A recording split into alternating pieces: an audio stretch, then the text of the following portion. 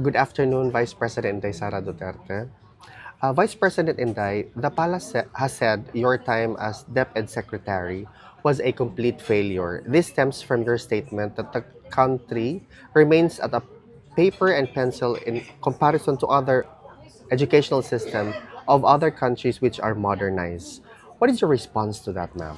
Oh, thank you, Alvin and Tourism, no, for this opportunity to speak, no, and explain my side. Unang-una, masabi ko yon na we are still, we are truly behind sa education system natin compared to more developed countries around the world. And that is true. That is an observation. That is a fact of the Philippines. And I have all the right to say kung ano yung katotohanan ng bansa natin. That is covered by the freedom of speech and expression natin. So, dapat siguro walang magalit. Kasi yun naman yung katotohanan ng bansa natin eh. Saan ba tayo magsisimula mag-isip ng mga solusyon kung hindi natin tanggapin na merong problema yung bayan? Pangalawa, hindi ko maintindihan saan nanggagaling yung total failure ako as a Department of Education Secretary. Kasi iba yung actions ni BBM noong ako ay nag-tender ng resignation. Kung maalala ninyo, that was June 19, 2024. It was a Wednesday. Matagal ko na pinag-isipan yung pagre-resign. Inisip ko na kapag mag-resign ako, habang nasa administration ako, inaatake ako. Pag nag-resign ako, dodoble yung atake sa akin.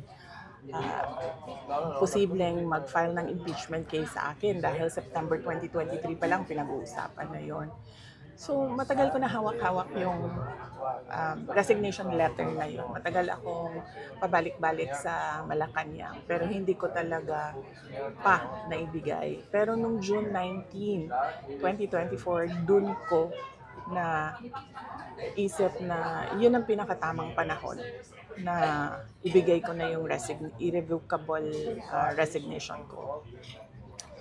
Kasi merong meeting sa Malacanang about opening of classes na hindi naman dapat na umaabot sa level ng Pangulo, pero meeting ko no para sa kung kailan magbubukas ang klase.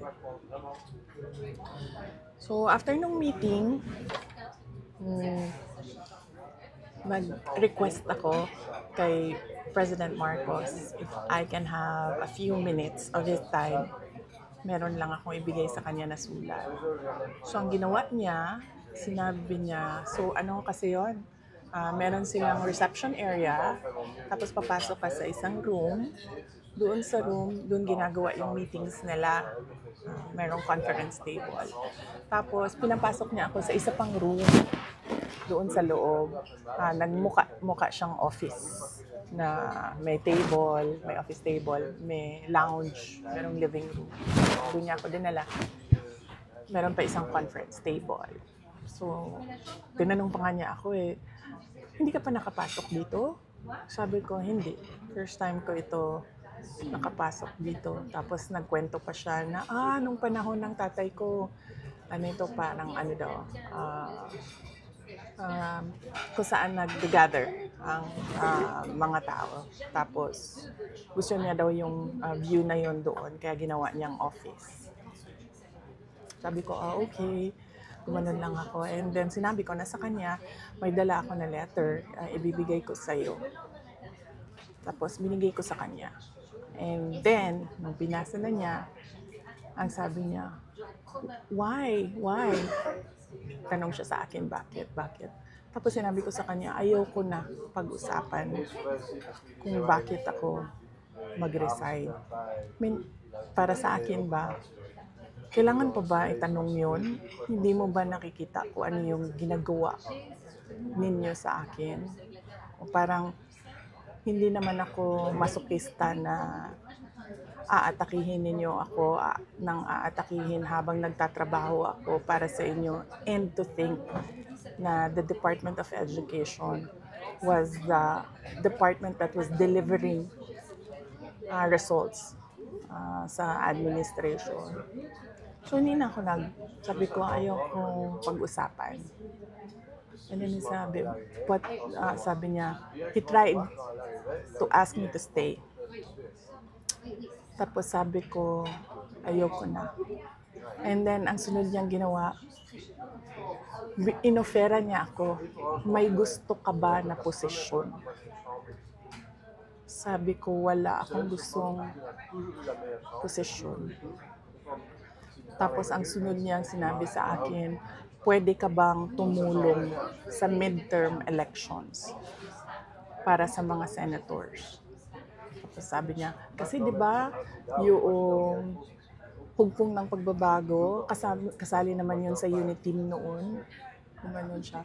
Sabi ko, hindi ko, pag-iisipan ko, pero wala pa akong plano para sa 2025 midterm elections ng senators.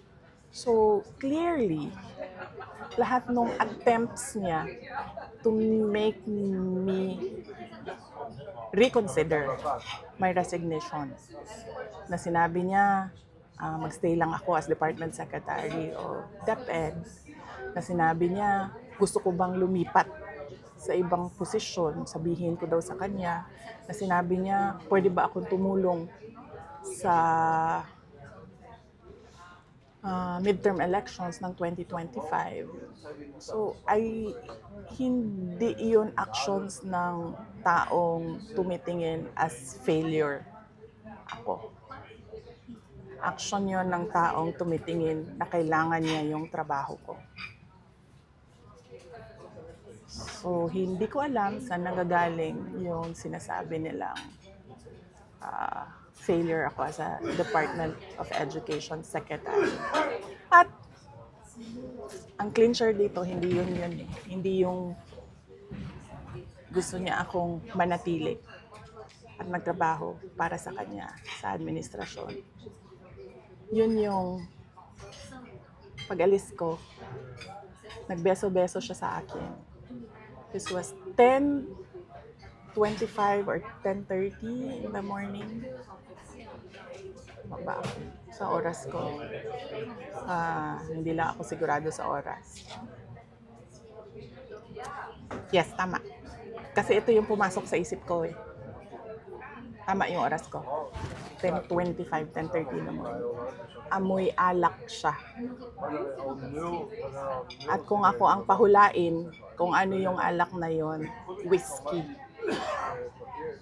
Pero, hindi ko naman siya nakita nag-inom ng whiskey. Nakikita ko siya lagi umiinom ng champagne.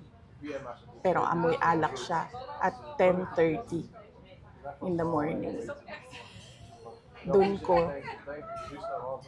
Doon na-confirm yung decision ko na mag-resign.